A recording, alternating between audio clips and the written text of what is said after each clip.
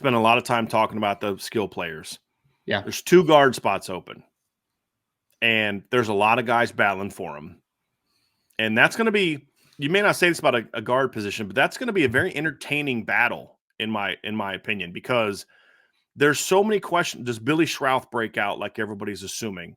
Does Andrew Kristofic kind of take that next step as a player? Does Rocco Spindler finally kind of figure it out? Does the change of coaching kind of inspire him to say, hey, I got another chance? I've heard that Coach Easton wasn't very high on Rocco Spindler, probably for good reason, right? But sometimes a coaching change like this can kind of ignite a kid like that to come in and say, hey, I got my chance now. Let me go prove something. Does Ty Chan have a jump as a sophomore? Here's a guy that fascinates me a ton, Michael Carmody.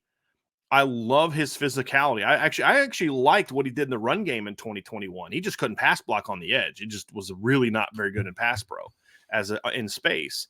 But as a guard, I think he's got the footwork and the athleticism, but he was down to 280 pounds last year. Can he get his weight back up and play? Because I don't care how strong you are, 280, you're going to have a hard time making it through a whole season. Can he get up over 290 and still move? Those are all fascinating questions, Ryan, and we don't have a lot of answers this spring. But how well that position battle wages and how hard it's fought is going to tell us a lot about just how good this line is going to be. It's going to be a good line no matter what, in my opinion. If you're starting Michael Carmody and Andrew Kristofic, you got 2 good, solid players at the very least who have started games. Line's going to be fine. Yeah. But if some of the younger guys, the Billy Schrauths, the Ty Chans, the Ashton Craigs, the Sam Pendletons, who is a guy that I'm curious to see how he moves this spring, because he's going to be one of the strongest guys on the interior right away. Yes. How are those guys going to battle? Because y'all better step up this spring, because there's a cat coming in the fall named Charles Jagasol that you may not want to have a lot of questions at guard coming into fall camp when Charles Jagasol puts the pads on. So it's going to be interesting. Yeah, and Jagasol's going to show up at like 6'6" plus and 325 pounds. He's going to be ready to go, man. To your point, but it is so fascinating because there are so many different combinations that could happen too. It's not even just like this guy's battling for the right guard spot, this guy's battling for the left guard spot. I think it's going to be one of those situations, in my opinion, where it's just like, who are the best 2 players there? And then we'll figure out who fits it right and who fits it left. That'll be kind of the least of your concerns at that point. You just need to find the 2 best players. Andrew Kristofic obviously has experience, right? He started a few football games. He's an older player now, as a senior. But you have a bunch of young guys like the Billy Schrauths of the world, the Ty Chan. Ty Chan's the one that I have the most intrigue about, to be honest, Brian, because I think that most people think, as of today, that it's going to be Billy Schrauth and probably Andrew Kristofic, and then maybe that changes sometime during the season. I think that's what most people believe at this point. Ty Chan, though, and I kind of always go back to when I saw him last fall in practice, I'm just like, that's a grown man. I thought he was like a junior when I first saw him, and then I'm like, oh, that's Ty Chan, huh? Wow, he's really filled out. So it's a little bit like the wide receivers. You have a lot of talent inside a guard that are going to be competing for this competition.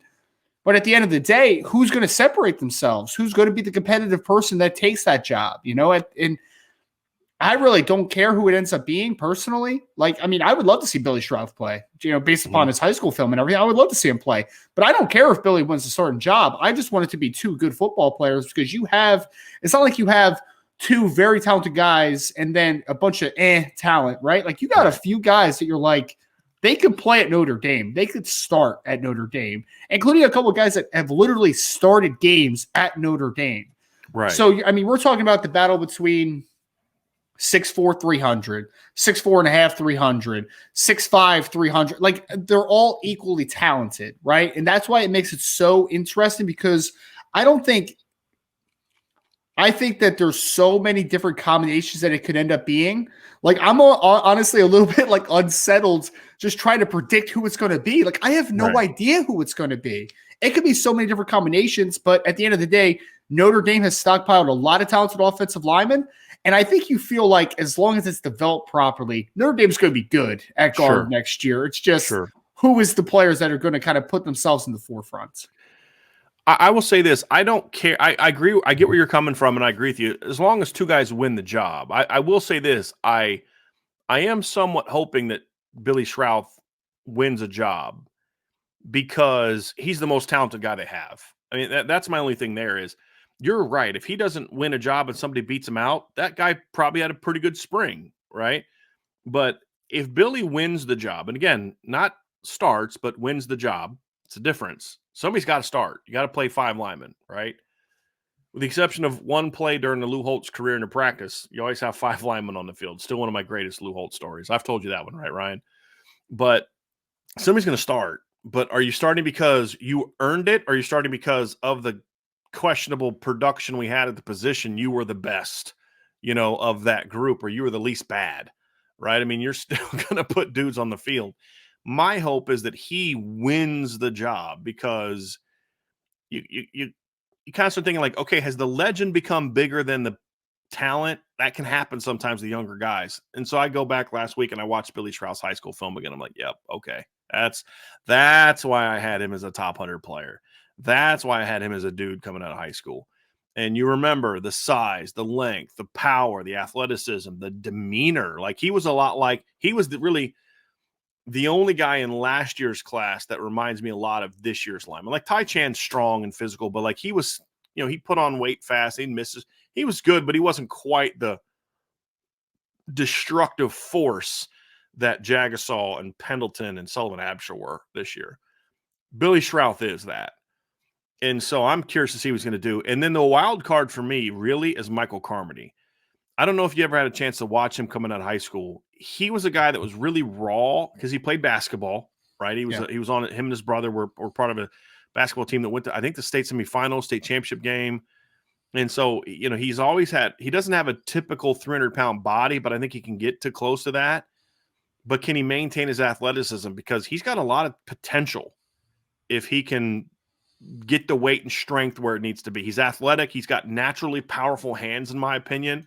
Yeah. He moves really well. He's long. He's got the length to play left tackle. He just doesn't have I wouldn't even say he doesn't have the footwork to play or the foot quickness, but I just don't think he looked comfortable in space, Ryan, was the thing for me. And his technique was a hot mess last year or in 2021 at tackle. Like he wasn't getting coached at all. And so he had a chance to play some center this year. I'm really fascinated to see what he can do too. Those are the two guys that I'm going to be paying a lot of attention to because, we know who Andrew Kristofic is, right? If Andrew Kristofic's starting, you're solid there. You're good there. You're fine. But I'm really curious to see those other two guys and see what they can kind of do this spring from for different reasons. But I'm really fascinated to see what those guys are going to do. I remember the first game 2021 where Carmody got pushed into, playing time. There was one rep in the run game near the goal line. I forget who it was against, man, but he took this dude into the bleachers on this one run. I was like, oh, who the heck is that kid, man? So yeah, I think it was Purdue, wasn't it? And it was a home game, wasn't it? I think it was. I thought it was Purdue. You might be right. I could be wrong. I can't remember. I just remember he took someone through the end zone on a drive block, and I was like, "No, it wasn't Purdue because they didn't have a short touchdown against Purdue, Ryan. So it wasn't that. So sorry, but yeah, you're fine. Get back to what you were saying. No, it was just that was a moment where I was like, I don't know who that kid is, but that's impressive stuff. I think he was a redshirt freshman at that point, right? Yes, and it's just, he was. And you look at it and you're like, that's eye-popping. But then, like you said, he's not a natural on the outside. Like he just wasn't. He wasn't comfortable. It wasn't a body type issue. It was some guys are just they have a demeanor, right? And their demeanor is to play in tight spaces, or their demeanor is to be comfortable playing in larger spaces. And some guys just aren't comfortable playing in increased space, and that's fine. You need guys that play in tight spaces, in a phone booth, like whatever terminology you want to use there. Regardless, man, he's an interesting cat. There's no doubt. I'm interested to see if Kristofic, after a year of, you were starting games in 2021, and then you were kind of just a key reserve inside in 2022. What's your competitiveness like this offseason, right? Are you like, dude, like this is my last chance? Like this is all I got, because otherwise I got redshirt freshmen coming from behind me that are like pretty dang good football players, And so I hope that a couple guys just kind of take hold of it, because otherwise I feel like I'm just going to be waiting until Charles Jagasaw gets there in the summer. And like, I don't care if he wasn't here in the spring, give him a shot type of thing, you know? So it's going to be interesting though, man, because I think there's so many different layers to this conversation. Because yeah, like Billy is talented enough to start for Notre Dame, but is he ready to hit that opportunity full throttle and to take advantage of it, right? How much does Sam Pendleton play into this competition? I mean, he's 6'4.5", 300 pounds coming in already, man. Like, he's physically ready to play, but is he ready to play comparative to the other players that are on the roster? There's so many different headlines, I think, inside, which is why it's going to be super entertaining. You know, it's really funny because you have the two offense. Usually your eyes go to the offensive tackles because that's the sexy positions, right?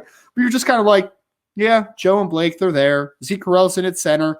Who's going to be starting at the other two spots, though? And we're talking about what, 5 or 6 guys that could be starters inside at guard.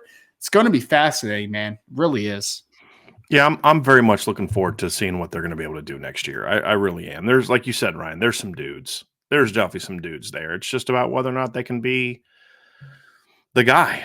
You know, that's gonna be the key. So very much looking forward to the guard battle because look, and that's kind of, you know, we've talked about this before too, Ryan, is you want to be in a position where you're not relying on this guy needs to step up or we're in trouble. You don't want to be in those situations. You really don't. That's when you can get in trouble as a football team is, boy, if this guy, man, I really hope that Billy Schrauth steps up because if not, the next best option is someone who just we don't think can play. That's not where they are. And it's a good place to be. You want to be in a position where, man, like you said, to start the whole thing off, I don't care who starts because they're all good players. And that was kind of where, you know, where you took it was that right there is I don't really care who starts. And you get to that point in time, you start feeling pretty good about where you are. So I'm looking forward to that one. Very much looking forward to it. Oh, it was Carmody did that to Jermaine Johnson. That's what it was, man. I was like, because I remember he did it against a good player. I'm watching the highlights. Yeah. Like they had an initial bit of a, you know, he kind of didn't move his feet at first in a typical Jeff Quinn offensive line fashion. He just kind of caught Johnson and then started to push him and just pushed him right into the end zone and buried him. Yeah. So yeah, it was I remember that play now. That's a pretty nice early play, man, against a future first round pick. So yeah, not bad. Yeah, no doubt. So that.